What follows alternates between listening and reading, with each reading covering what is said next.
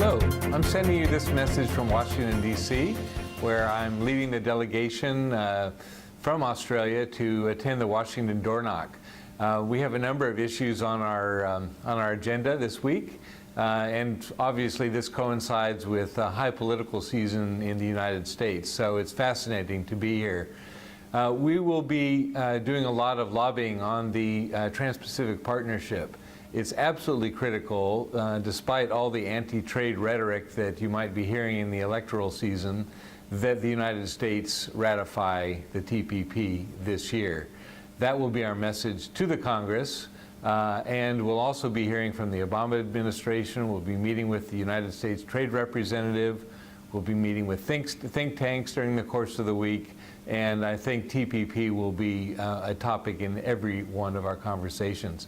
I'd like to just call attention to a great speech that Ambassador Joe Hockey, the Australian ambassador to the United States, gave a few weeks ago, in which he really implored the business community, very much including the American business community, to step up and advocate for the ratification of TPP. It's in businesses' interest, it's in the interest of our shareholders, it's in the interest of our employees, and it's absolutely critical that, that CEOs engage with lawmakers to say exactly that. So we're really imploring every one of our AmCham members to get their global CEOs to pick up the telephone and call people like Senator Hatch, Senator McConnell, Senator Wyden, Speaker of the House Paul Ryan, Chairman of the House Ways and Means Committee Brady, and say that you must ratify the TPP this year for both business and geopolitical reasons. So that's the top item on our agenda. We also have a very robust agenda of top tax issues that we'll be raising in many of our meetings in Washington this week. As you may know, it's actually become quite onerous to be an American citizen overseas. We have a global tax system in the United States, so that the federal tax system in the United States actually taxes all income earned globally by those with an obligation to the United States, especially American citizens. We're the only country, the United States is the only country that has such a system, except for, I think, Eritrea and Zimbabwe or something like that. And we think that the United States should do what all other advanced economies have done and adopt a territorial tax system where citizens are taxed on the income that they derive in the territory of the country taxing. So that's one of our issues, but there are also a number of concerns that we have about regulations like FATCA.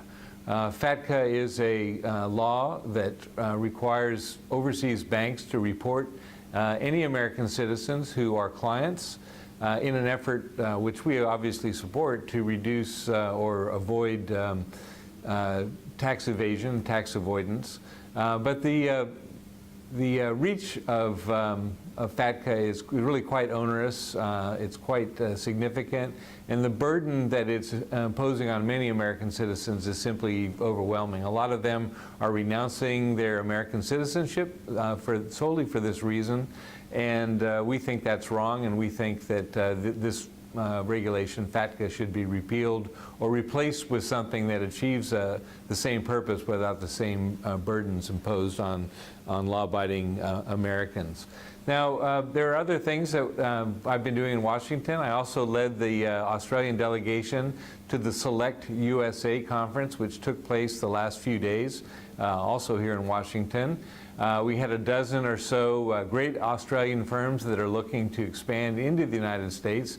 And we heard from everybody from President Obama yesterday at lunch to the Secretary of the Treasury, the Secretary of Labor, the Secretary of Commerce, a number of governors, and people from jurisdictions all around the United States who are eager to compete for investment dollars from all around the world. One of the main themes this year was innovation, which of course is something that AmCham has been all about for the last couple of years. So let me call attention to a couple of upcoming events. From the 30th of October to the 4th of November, we'll be in Seattle and then in Silicon Valley for our second annual investment mission or innovation mission to the United States, and we're still seeking participation in that event. And then on October 6th, we'll have an innovation mission around Melbourne that will allow you to know what's happening in your own backyard in terms of innovation initiatives in Melbourne. We just did the same thing in Sydney on the 9th of June, great success, and I'm sure the Melbourne event on October 6th will be just as great. Now we always have in AmCham a great array of speakers coming up in July and into August. I just throw out their names and invite you to go to our website for details and to register. We have Ahmed Fahour, the CEO of Australia Post, speaking in Melbourne. In Sydney, we have what could be more disruptive and more interesting than Uber. So we have David Worsheim, who's the CEO of Uber in Australia, speaking. We also have Carrie Mather, who runs Sydney Airports, also speaking in Sydney. We have Paige Maxon, who's one of our directors, speaking in Brisbane about the LNG industry. And then 4th of July, America's Independence Day, national holiday. We'll have events in Sydney and Melbourne that you'd be most welcome to attend. So that's kind of the view of things from here in Washington. Thank you for tuning in to AmCham, and I really invite you to go look at our website and also on social media for quite a range of different AmCham products that talk about some of the same issues that I've mentioned here in this broadcast. Thank you very much.